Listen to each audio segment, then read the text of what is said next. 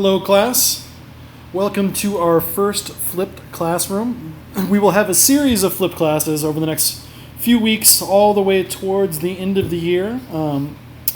One of the advantages of these flipped classes is that you don't have to listen to me talk in class for 45 minutes discussing one subject.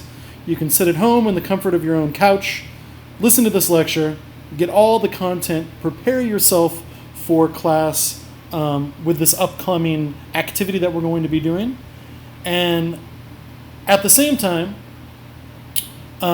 get all the information that you need to get. So what we're going to be talking about today in this flip class is microevolution. So some of the forces that cause evolution that can be on a small scale in preparation for the activity that we're going to be doing in the following class. Now, in order for these flip classes to work, I'm counting on you as the student to make sure that you watch these videos and take notes and pay attention. Now, that is the key element, because if you don't watch this and you don't take notes and you don't pay attention, then it ruins the whole project that we're going to be working on in person during class time next class. Now, to ensure that every single one of my students spends 15 minutes and goes over this lecture and take notes and rewind, do whatever they need to do, I will be giving you a quiz on the content from this lecture.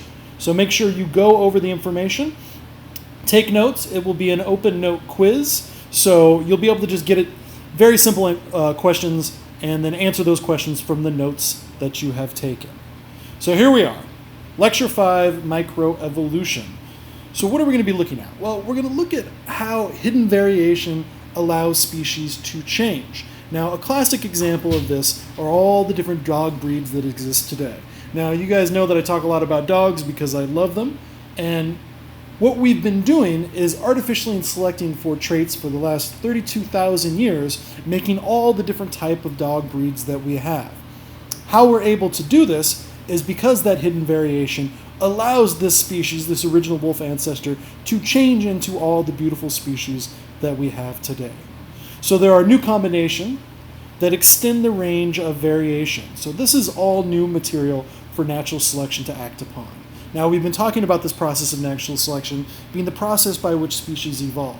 Now, we're going to be looking at the other causes of evolution. Now, I've uploaded another TED Ed video that's 5 minutes long that is basically examining the 5 fingers of evolution. And I'll be talking about those today, but it's really good if you guys watch that video as well. And we're going to have another video on sickle cell anemia that I'll upload that I would like you to watch to prepare yourself for this class as well. So make sure you go over this TED Ed. I'll put a copy of it on our class page, so make sure you watch this 5-minute video before class begins as well. So some of the forces that redistribute existing variation. Now, natural selection, obviously we spend an exorbitant amount of time in this class discussing what natural selection is, how it functions in nature, and why it's important for evolution. Now, what we're going to be talking about today is gene flow, genetic drift and the founder effect, sexual selection, and or non-random mating. Now, the reason I'm having you listen and work through this lecture at home is that we're going to be living this out in real time during class. And one of the advantages of this flipped classroom is that we can actually have fun in class and you guys can get all this lecture work out of the way at home. So this first force of evolution that redistributes existing variation is known as gene flow. Now, gene flow is basically just this exchange of genetic information from one group to the next. So it's an exchange of genes between populations. Now, this doesn't have to be both ways. This can be one way or two way. So a group of individuals pick up, they move their community to another place, and then they start mating with people once they get there. Now, this can go back and forth as well. You know, 2 outside groups that get together for marriage purposes, and they exchange genetic information. Now, gene flow is not exactly the same as migration. Now, we are a country of immigrants. We've had people coming from all around the world, moving to the United States, and in some time producing offspring and having babies with members outside of that group population of which they came from. But that's not always the case. Sometimes we can have migration without gene flow. A classic example of this are the Amish. Now, the Amish are an Orthodox religious group that live in the Midwest and the East Coast, and they basically, when they came to the United States, they wanted to keep their culture and individuals the same. So they weren't mating with any outside people. They're a group that doesn't believe in scientific technologies. They believe in a world prior to using electricity and all of that stuff. So they're a classic example of migration without gene flow. Now, gene flow can occur without migration as well. Now, the classic example that I always like to talk about is the Vietnam War. Now, when we went to Vietnam, our service members did a lot of gene flow. There was a lot of baby making during the Vietnam War. So we dropped tons of our genetic information, but our service members didn't stay in Southeast Asia to basically become part of that population. So gene flow can occur without migration as well. Now, gene flow is extremely important for a couple of different reasons. First of all, it maintains variation within population. Now, we've been talking about variation and its connection to natural selection, why it's so important for the survival of species. Now, gene flow is an element that allows for that maintaining of variation within populations. Now, the United States is a great example of this. We have people from all over the world, and I'm a big believer that we should all be getting together, making babies, because it makes for a genetically healthy population. Let's say some big disease comes in, and you only have a cookie-cutter population that doesn't have any influence of outside genes. Now, that population can be wiped out, and we'll talk about this in our next class. It also reduces variation between populations as well. So if you have outside groups that are, that hadn't mated for a long time, they get together and they start mating, now their offspring are going to be, genetically speaking, more related to one another. So gene flow is one of those essential elements that allows for this hidden variation and evolution to occur. Genetic drift is the next exercise that we're going to be working on. Now, we'll be working on this with a hands-on experience, so I'm going to kind of slowly go through this with you and just kind of hit on the smaller points. Now, genetic drift we really see in small populations. And what we see is that there are random processes that affect variation. Now, the way I've always described it, and the way it's always made sense to me, is that think about it, if you have an urn of marbles, and that marbles is this population of individuals. This is your gene pool. And when you start off with that gene pool of individuals, you have 50% red marbles and 50% black marbles. Now, there are frequencies in small samples that show that there are random differences from that large source population. So we have this urn, and let's say you reach your hand into that urn, you're not always going to get 50% red marbles and 50% black marbles. Sometimes you're going to get 6 red, 4 black, 3 red, 7 black, 7 red, 3 black. Whatever it is, we see that there's going to be random changes due to genetic drift of that gene pool. This also ties into the concept known as the population bottleneck. Now, we'll talk about this later on in class, and part of the reason that I wanted to do this next exercise is I always end the semester talking about the exact same thing that I'm talking about today. And I ask my students, hey, so in our evolutionary past, what happened that allowed for our population to decrease? And I'll get into what the founder's effect is next. And there's usually 1 or 2 students. My hope is that at the end of the semester this year, everybody will know exactly what happened to our past, our evolutionary past, that allowed for this massive decrease in population size. And in a lot of ways, it was the smoking gun that proved where our origins lie the deepest within the continent of Africa. So what is a population bottleneck? And we'll really work through this in class in the next class. Well, it's, at its very essence, a population crash. Now think about it this way. All of us in this class, we all head to the beach. I'm kicking it at the beach, all is well, I'm sitting in a hammock, I'm drinking a Mai Tai, and then unbeknownst to us, this massive tsunami comes in and kills most of you. So we see this massive population crash. So that is that bottleneck event. Now, what can occur is that there can either be the recovery of the population, which scientists believe that's what happened in our evolutionary past, or we can go extinct as a species.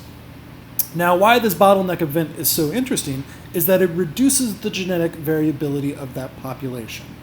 Now, let's see how that is possible by looking at the founder's effect. So we see this first generation. We're our class. Everybody's kicking it. We're all doing well. I'm drinking Mai Tais. We're producing offspring. We're making babies. All of that stuff. Boom. That bottleneck occurs. I survive, and then a few of you guys survive as well. So from there, all we have left is that genetic information of the individuals who survived. So we see after a population bottleneck, there is reduced genetic variability, and this can have a lasting effect on that population of the founders. Now, some classic examples scientifically is that we could see color blindness with a pig lab. Now, they're a group of individuals that live in Papua New Guinea, where the whole group, their genetic variability has been cut down so much that only the individuals that are left are all born color blind. Now, Porphyria in the British royal family is another classic example. So the British royal family, the founders of the individual just kept passing this blood disorder from one generation to the next because they refused to mate outside the British royals. Now, we saw a revolution actually occurring in Russia because of this, with the last Tsar of Russia. And then there's the Ellis Van Creveld syndrome among the Amish as well. They keep passing this form of dwarfism over and over and over to themselves because they refuse to have any gene flow that allows for genetic variation within their population. So that's the very essence of the founder's effect. And we'll see how this works firsthand on our next class. Now, what evolution is, when we think about it from a biological standpoint, it is a change in the genetic composition of a population over time. Now, this is so important, and I can't tell you how important to understand this is. And in a lot of ways, when we started to understand genetics and see these genetic trends changing over time, this was the smoking gun that allowed us to truly show us that evolution is occurring on that molecular level, on that biological level. So that evolution is a change in the genetic composition of a population over time. And I love to talk about sickle cell anemia with this, and I'll put another video that really describes this for you guys to see how we can trace the changes of a population of individuals from one generation to the next. So again, natural selection acts upon our phenotypes, but it can also affect our genotypes. So we can test these effects on that biological level. So the next generation will have different traits and genes that are common. So when an allele frequency changes from one generation to the next, we know that evolution is occurring. So let me say that again. If allele frequencies change, so if we see a different proportion of alleles in one generation or one population to their children, then we know that evolution is occurring. Now, if there is equilibrium, there is no change. That means that the population, their gene pool is exactly the same. Now, this is why population genetics is so important. It allows us to track the changes in allele frequencies of a population from one generation to the next. So it allows us to understand how the traits of a population can change over time. It also demonstrates how alleles stay hidden in the genome and then later on are available for natural selection to act upon. So these traits exist. Our phenotypes exist deep in our genomes, within our alleles, and then every now and again they'll pop up. And then whether or not they're successful or not is dependent upon how that environment has been affected. The second video that I want you guys to watch is the sickle cell anemia video. Now, watch the video now. It's just a couple of minutes long, and it'll give you an idea how sickle cell anemia works on blood types and how we can really test generation to the next to see how these are changing within populations around the world. So let's follow this Mendelian trait for sickle cell anemia. So sickle cell anemia, we see two possible alleles that can occur. A, which is that normal hemoglobin, S, which is that sickling hemoglobin. Since you've watched the video, we understand what that hemoglobin is. So these are our red blood cells. They carry oxygen throughout our body. Now that normal hemoglobin is that hemoglobin that is in a circle. The sickling hemoglobin is that individuals who have sickle cell anemia. Now, there are three possible genotypes. You can either have normal blood cells, the AA hemoglobin, you can have the SS, just the sickle blood cells, or you can have the codominant trait, which is the AS, which allows for a defense against malaria. Now, we see sickle cell anemia in areas of the world where there's this high concentration of malaria. And as you know from the video, what malaria does is attack those red blood cells and make them burst.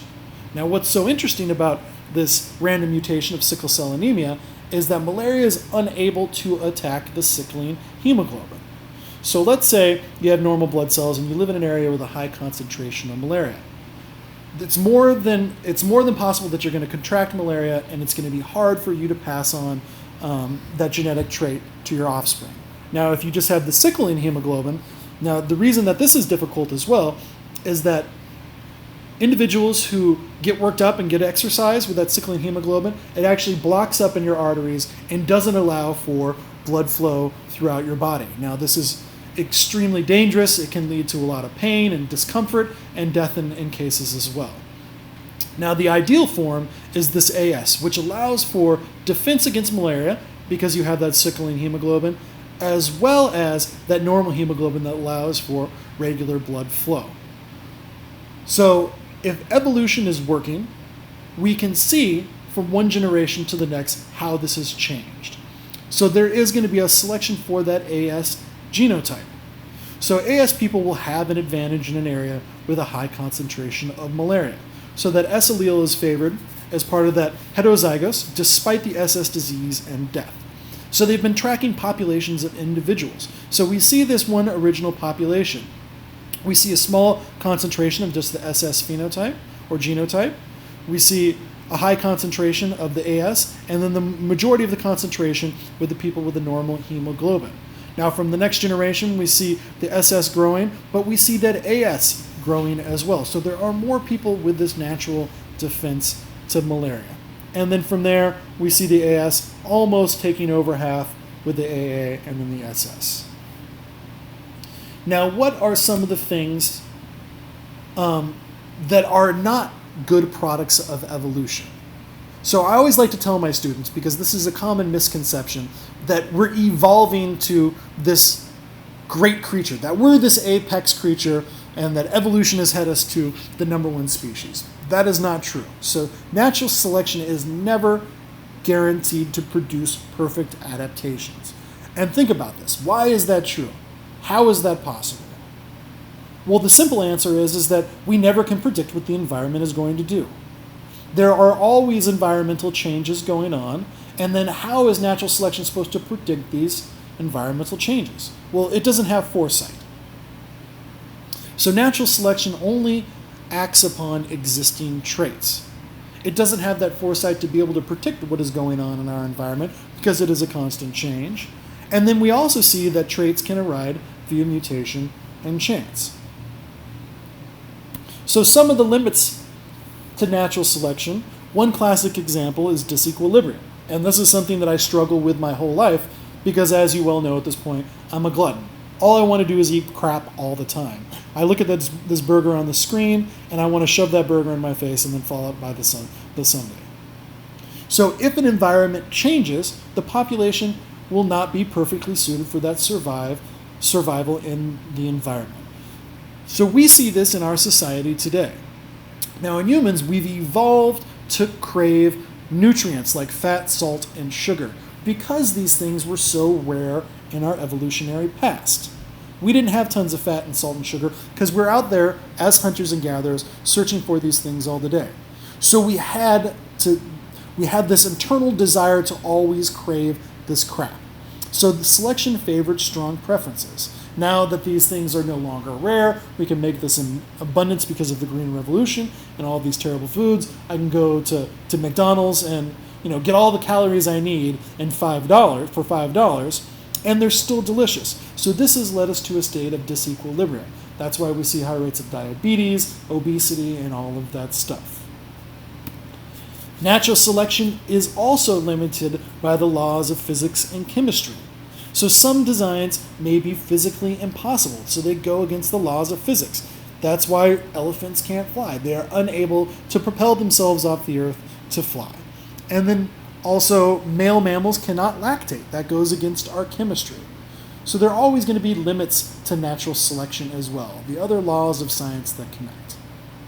Now, wrapping all of this stuff up, do not forget, class, you have to watch this before our next class so we can work on this microevolution exercise. Go over the 2 posted videos, the 5 fingers of microevolution, as well as the sickle cell anemia video. And then I'll see you next class. Have a wonderful day.